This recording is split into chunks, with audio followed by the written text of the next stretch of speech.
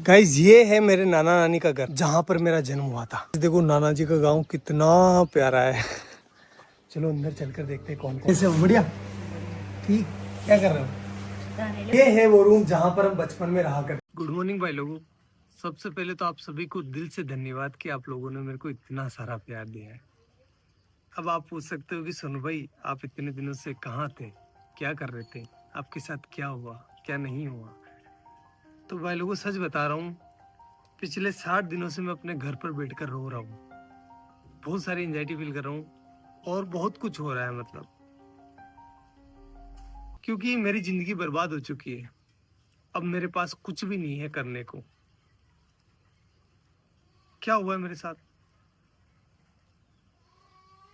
कुछ अलग हुआ है मेरे साथ, जिस वजह से जो भी मैं था ना वो खत्म हो गया है। कैसे हुई है मेरी जिंदगी बर्बाद, ये जानना है आपको अगर, या फिर मेरे को मैं बताऊं कि मैं बता सकता हूँ आपको कि मेरी जिंदगी कैसे बर्बाद हुई है, तो उसके लिए मेरी जिंदगी जाननी पड़ेगी कि सोनू ने स्ट्रगल करके क्या अपने जीवन में हासिल किया था और उसके पास अब वो नहीं है। गाइज ये है मेरे नाना नानी का घर जहाँ पर मेरा जन्म हुआ था। चलो अंदर चलकर देखते हैं कौन कौन है।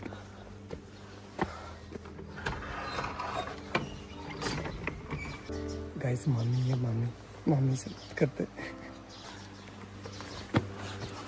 दोग जी मामी कैसे हो? बढ़िया। ठीक। क्या कर रहे हो? हाँ तैयार है, सब तैयार है। तो कुछ ऐसा दिखता है नाना नानी का घर। मेरा जन्म हुआ था यहाँ पर। पहले आपको पता है कि ना हॉस्पिटल वगैरह नहीं जाते थे, मतलब बच्चे जो है वो घर पर ही हो जाते थे। तो मेरा भी जन्म ऐसा ही हुआ है। मामी हम यहाँ कौन से कमरे में रहते थे पहले जब मैं छोटा था ना, बच्चा था तब? इस वाले में ये वाला। देखो आप, ये देखो इधर इधर इधर इधर। इस वाले रूम में जो है भेड़ और बकरियों के बच्चे रहा करते थे, क्योंकि बाहर कुत्ते मार देते थे ना, इसलिए। और इस वाले पोर्शन में जो है मेरी बूढ़ी नानी जो अब इस दुनिया में नहीं है और मेरी मम्मी दोनों रहा करती थी। और यहीं पर हम जो है पले बड़े हुए। एक्चुअली में हुआ क्या था गाइस कि यार वो एल्कोहलिक थे, थोड़ा सा उनकी हैबिट थी कि उनको नशा लग गया था। तो फिर वो हमारी टेक केयर नहीं कर पा रहे थे अच्छे से। तो नाना नानी ने ये रिस्पॉन्सिबिलिटी ली कि हम जो है इन बच्चों को पालेंगे, अदरवाइज इनका क्या होगा।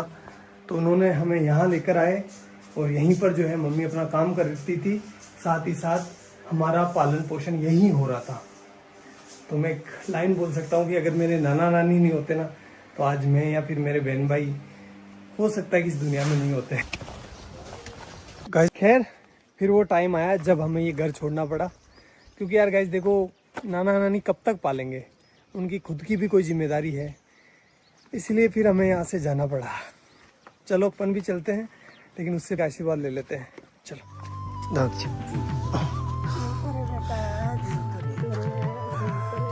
मेरी नानी है, आपको बाद में बताऊंगा इनके बारे में। और अपने गांव आते ही हमें घरेलू परिस्थितियों के कारण अपने घर नहीं घुसने दिया गया, इसलिए हमने बड़े पापा की कोठी का चुनाव किया। म्याऊ म्याऊ।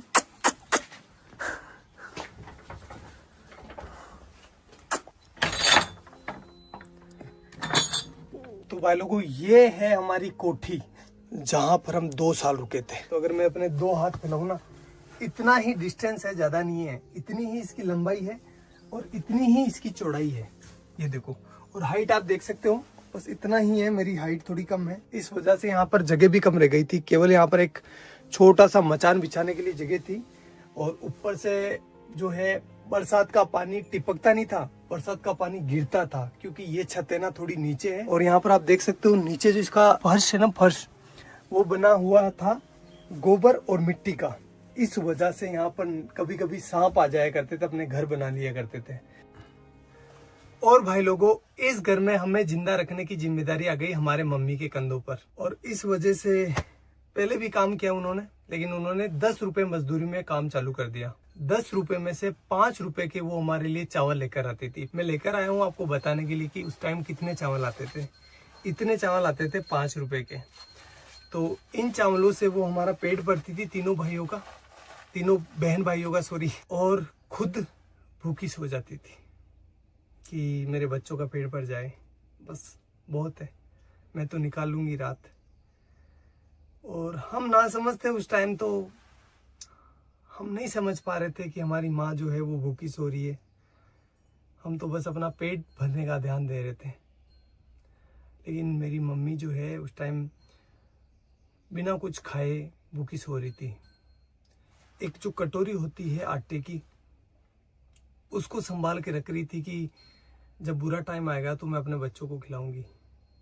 खुद कुछ नहीं खा रही थी, एक टाइम खाना खाती थी पूरे दिन में वो, और कंटिन्यूस काम कर रही थी वो।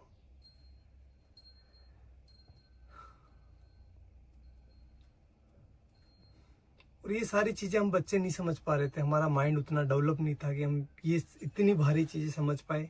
हम तो अपना पेट भरते, खेलते और अच्छे थे।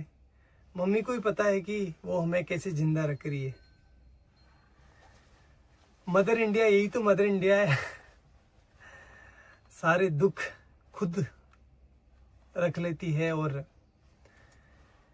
अपने बच्चों तक किसी भी प्रकार की प्रॉब्लम्स नहीं पहुंचने देती है। बापड़ी कोई का लोन भी मांग बनेगी दान की जाती कदू कई मातीर गणा दोरो तेरा पड़िया। हाँ तेन गणा दोरा पड़िया रे भाई थारी मात तो सब्जी बेचती, लेडीज रहती, भाई दौड़ाती, तेन खुआती, बा भूखी रहती, भाई मार ससुरी भूखा। तना दूध पाइयो, तेन रोटी खुआई गनी दोरी कमा कमारा, तमात का दान की जाती। हाँ ते भरा का केवन के ते बली दूध ने भरे क्यों, मैं ते दिए किस कोई केव गणा दोरा पहले तो बा। और भाई लोगों, इस वाली छत की ना एक स्पेशल कहानी है, बताता हूँ मैं आपको। पर मैं, मेरा भाई और मेरी बहन बैठे थे शाम को, और हम राह देख रहे थे कि हमारे लिए कोई खाना लेकर आएगा, क्योंकि हमारी मम्मी जो थी वो गांव चली गई थी किसी कारणवश, तो हमारे लिए खाना नहीं बना था उस टाइम। कोई भी खाना लेकर नहीं आया और हम तीनों बहन भाई भूखे ही सोए। यही जगह थी वो, सेम टू सेम। एक बात बताऊँ आपको, जब आप भूखे होते हैं ना तो आपको अच्छे से नींद नहीं आती। देख लेना एक बार। चलो मैं आपको अपनी बहन से मिलवाता हूँ। अगर भाई नहीं होता अपना तो अपन आज क्या होते हैं, कहाँ पर होते हैं? कुछ भी नहीं होते हैं, कुछ भी वजूद नहीं होता हमारा। जिंदा होते? नहीं हाँ? नहीं। भाई ने क्या किया अपने लिए? बहुत मेहनत की, बहुत हमें शिक्षित किया। बड़े भाई ने हमें सब कुछ सिखाया, सब कुछ दिया।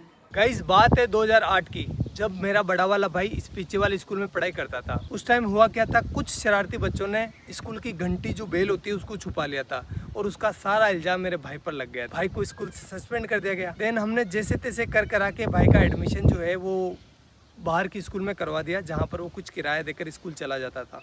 2 रुपये लगते थे शायद उस टाइम किराए के, या 1 रुपया लगता था, आई डोंट नो फुली। फिर कुछ समय बीता, उसके बाद मैंने और मेरी बहन ने 5वीं क्लास पास कर ली, और हम जब 6ठी क्लास में यहाँ पर एडमिशन लेने आए तो हमें बोला गया कि आपके भाई ने जो घंटी छुपाई थी उसको जो है आपको भरना पड़ेगा, अदरवाइज़ आपका एडमिशन नहीं होगा। तो उस टाइम 350 रुपये, 360 रुपये जो है उस घंटी के देने थे। 1 महीने से ज़्यादा टाइम लग गया 360 रुपये का जुगाड़ करते करते, इसलिए उस साल हमारा एडमिशन नहीं हो पाया, और यहाँ पर जो है एडमिशन बंद हो गए। अब घर वाले हमें किराया देकर किसी दूसरी स्कूल नहीं भेज सकते थे, क्योंकि वो अफोर्ड नहीं कर पाते उस टाइम, और हम छोटे बच्चे थे तो किसी दूसरे गांव भी स्कूल नहीं जा पाते, क्योंकि दूर था ना। हमारा गांव काफ़ी बड़ा है, तो हम दूसरी जगह अगर जाएंगे ना तो हमें कम से कम 3-4 किलोमीटर जो है पैदल चलना पड़ेगा। तो छोटे बच्चे थे तो नहीं हो पाया वो सारी चीज़, और हमारा 1 साल पूरा बर्बाद हो गया। फिर मेरे बड़े वाले भाई ने एक भारी डिसीजन ले लिया, और उसने अपनी सारी पढ़ाई छोड़कर, अपनी सारी ज़िंदगी दांव पर लगाकर मेरी और मेरे बहन के लिए काम चालू कर दिया। उसने फर्स्ट काम चालू करा मंडी में, जो सब्जी मंडी होती है ना, वहाँ पर। गाइस मैं हूँ अभी उस सब्जी मंडी के अंदर, जहाँ से मेरा भाई सब्जी खरीदता था। 15-20 किलो वजन को अपने सर पर रखकर मेरा गांव, जो कि यहाँ से 20-25 किलोमीटर दूर है, वहाँ पर लेकर जाता था। वो सब्जी, वो फल फ्रूट बेचता था, जिससे कि कुछ पैसा आए और वो अपने बहन भाइयों का पेट भर सके, अपनी माँ के सर पर जो बच्चों का पालने का भार था उसको कम कर सके। और ये वो काम कर रहा था जब उसकी उम्र है ना 16 साल थी। वो बाल श्रम कर रहा था। क्यों? क्योंकि अपने बहन भाइयों को जिंदा रख सके और उनको अच्छी एजुकेशन दे सके। घर में कई सामान नहीं रहा तो दोनों मन भाई सब्जी ले जाता, मैं दोनों जेर बेच जाता। ये वो चौराहा है जहाँ पर मेरा भाई सब्जी लेकर उतरता था और उसे एक एक घर बेचने जाता था। चलो मैं आपको दिखाता हूँ कि वो इतना सारा वजन लेकर कितना पैदल चलता था।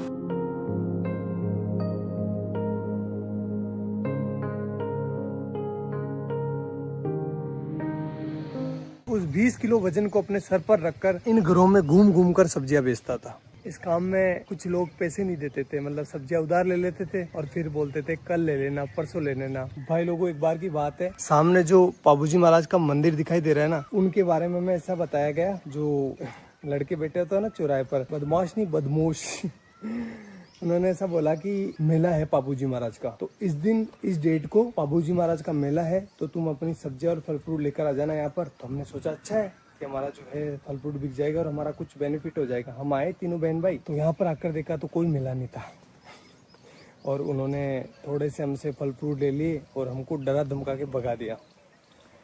तो एट दी एंड धंधा जो है वो इतना अच्छा चल नहीं रहा था, इसलिए उस काम को भी हमें छोड़ना पड़ा। हमें नहीं, मतलब भाई को छोड़ना पड़ा।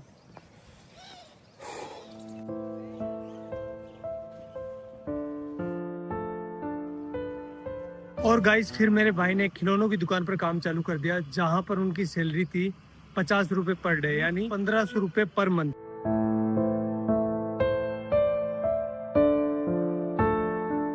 एक महीने बाद जब भाई की सैलरी आई तो उसने लगभग आधा भाग यानी 700 रुपए के आसपास मेरे और मेरी बहन के लिए बुक्स लेने में खर्च कर दिया, जबकि खुद काम पर फटे हुए कपड़े पहनकर जा रहा था। वो चाहता तो अपने लिए कपड़े ले सकता था ना, लेकिन नहीं लिए उसने। लेकिन हम खुश थे। क्यों खुश थे? क्योंकि पहली बार रजिस्टर आया था, पहली बार हेल्प बुक आई थी, अब हमारे भी अच्छे दोस्त बनेंगे। यार बुक्स अच्छी आती है तो दोस्त आते ही है ना, भाई तेरी हेल्प बुक दे दे, तो हमारा कॉन्फिडेंस है ना सीधा आसमान चला गया।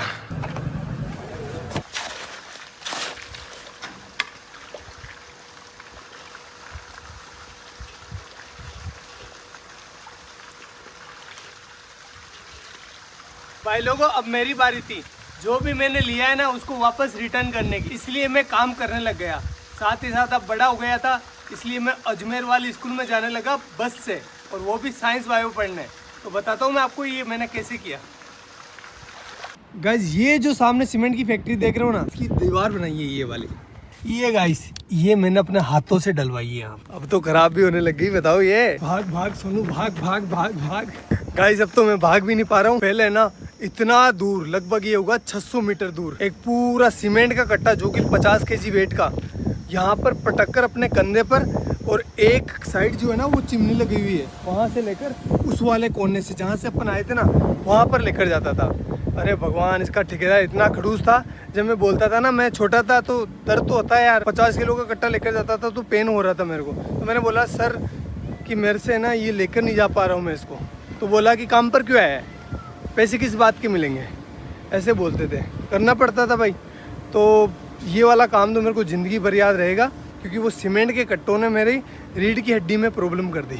गाइज ये जो आप बिल्डिंग देख रहे हो ना, ये हमने बनाई है एक मजदूर के तौर पर। और गाइज ये वाली जो टंकी आपको दिखाई दे रही है, ये बनवाई है।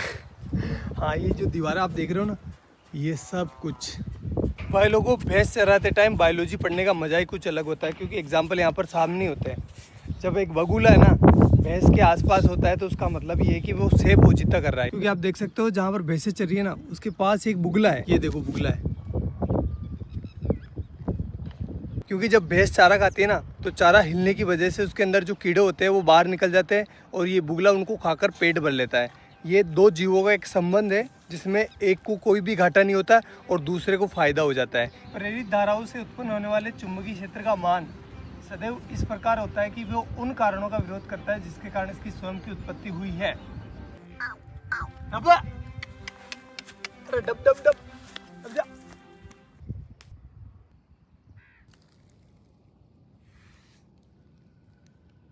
अब भाई लोगों, अब रिजल्ट का टाइम, लेकिन वो मैं यहाँ नहीं बताऊंगा, मैं बताऊंगा उस वाले पहाड़ के ऊपर। तो चलो चलते हैं। अरे काटे काटे है तो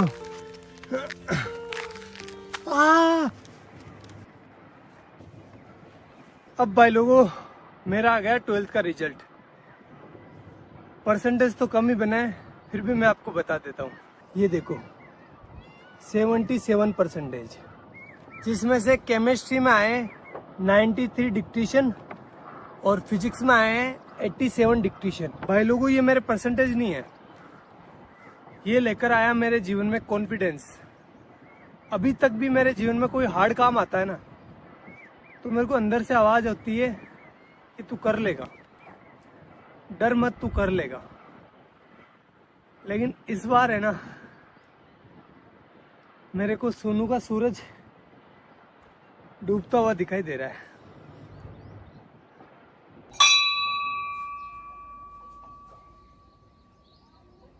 भाई लोगों, अब मैं टीचर बन चुका था। चलो क्लास लेकर आते हैं। हाइजेनबर्ग का अनसर्टेनिटी प्रिंसिपल, जिसके बारे में अपन बात करने वाले हैं। ठीक है, चलो बताओ कहाँ पर जाकर गिरेगा। कि जब एक मार्कर मेरे हाथ से निकला ना, तो ऑटोमेटिकली आपकी नजर जो है मार्कर के ऊपर होती हुई आपको पता चल गया कि मार्कर कहाँ जा रहा है। इसकी पोजीशन पहले ये कहाँ पर है वो पता है, और इसकी स्पीड पता है, और ये किस डायरेक्शन में जा रहा है पता है। तो अपन इसका पाथ डिसाइड कर सकते हैं। एक इलेक्ट्रॉन को ये वरदान दिया है, भगवान ने ऐसा हाथ रखा, जा बेटा जा, इस दुनिया में जा, और तेरी है ना कोई इंसान एक टाइम पर ना तो तेरी पोजीशन मतलब दोनों को एक साथ पता नहीं कर सकता। फिर ऐसे करते करते मैं टीचर बन गया, और मेरे पास बहुत काम था। 3-4 कोचिंग ऑफलाइन जाता था, 1-2 ऑनलाइन थी, मतलब मस्त। और जो भी चीज़ें मैंने अपने परिवार के लिए सोची थी, भाई के लिए, मम्मी के लिए, वो मैं कर रहा था अच्छे से, कोई दिक्कत नहीं थी। उसी टाइम मेरे पास आया भैया का कॉल सीधा टीम से भैया का कॉल। इतना खुश हो गया था मैं यार, भैया का, इतने बड़े आदमी का कॉल डायरेक्ट आया था मेरे पास। तो फिर भैया का कॉल आया और भैया ने बोला मेरे को, सोनू यार हमारे यहाँ पर है ना एक साइंस की लड़के की डिमांड है, तो तू आ सकता है क्या। मैंने बोला ठीक है भैया, मैं कर लूँगा, कोई दिक्कत नहीं है।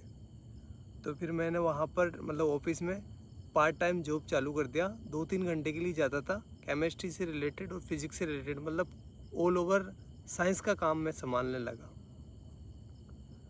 और ऐसे करते करते करते करते 2 महीने निकले। 2 महीने के बाद भैया ने आगे से बोला मेरे को कि सोनू तो ऐसा कर, फुल डे ज्वाइन कर ले, सारा दिन काम कर, और पॉसिबल है तो कर ले।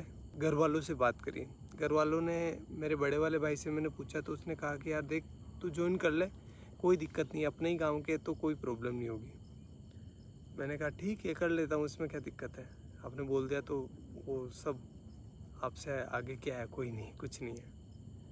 ऐसा करके मैंने टीम को ज्वाइन कर लिया, और फिर मेरा अच्छा शानदार टाइम आया। मैं बहुत अच्छा काम कर रहा था सभी चीज़ों में, मतलब पहले मैं साइंस से जुड़ा था, लेकिन अब मैं जो है ना वीडियो का एडिशन हो गया, और भी बहुत सारी चीज़ें हो गई। कैमरा के पीछे बहुत सारी चीज़ें चलती है ना, मतलब पत्थर उठाना खड्डे खोदना, सारे काम जो भी हो सकता है सब कुछ कर रहा था। Everything I can do, I do that.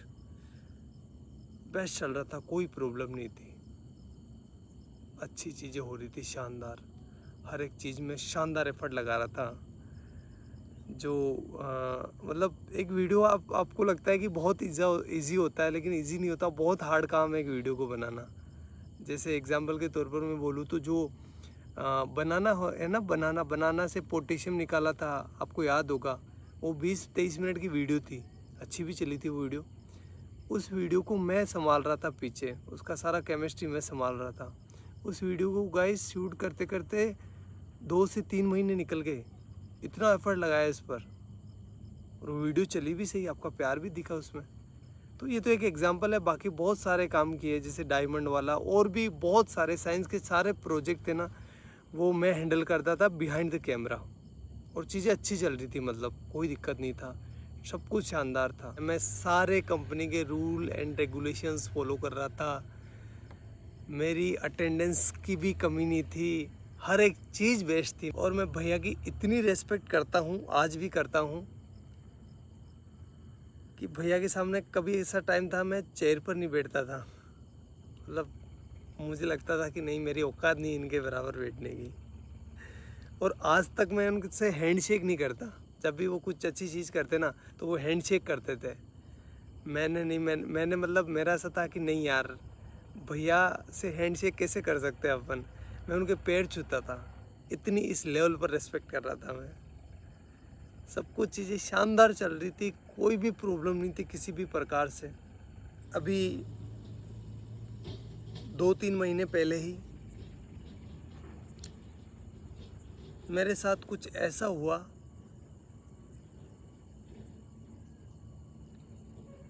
कि मैं अब आपको बता नहीं सकता। मैं पता नहीं कौन सी ज़िंदगी से निकल के आया हूँ, मेरे ये दिन कैसे निकले हैं मैं ही जानता हूँ। वो तो आप लोगों का प्यार है और घर वालों का प्यार है, लेकिन मैं एक बहुत हार्ड टाइम से निकला हूँ। तो मैं कुछ बोलकर क्योंकि मेरी मेंटल हेल्थ और मेरी इमोशनल हेल्थ दोनों ही ठीक नहीं अभी।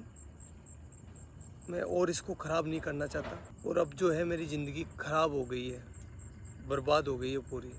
ना तो मैं टीचिंग का रहा, ना मैं यूट्यूब का रहा। और सच बता रहा हूँ भाई लोगों, कुछ लोगों के मन में कुछ भी आ सकता है, लेकिन मैंने किसी को धोखा नहीं दिया है। मैंने सिर्फ एक बार मौत को धोखा दिया था, जब मेरे को पानी में फेंक दिया गया था, छोटा था तब। तो उस टाइम मैं मरने से बचा था, बड़े वाले भाई ने बचाया था मेरे को। तो उस टाइम मौत को धोखा दिया है मैंने। बाकी मेरी ज़िंदगी में मैं किसी को सोच भी नहीं सकता। मतलब मेरी ज़िंदगी ख़राब हो गई है, पूरी बर्बाद हो गई है, मैं कहीं का ना रहा।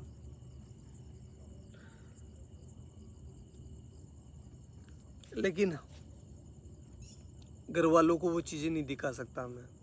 वो मेरी वजह से परेशान हो रहे थे, और आगे से मैं रहूँगा भी नहीं। ना तो आपके सामने रहूँगा, ना घर वालों के सामने रहूँगा।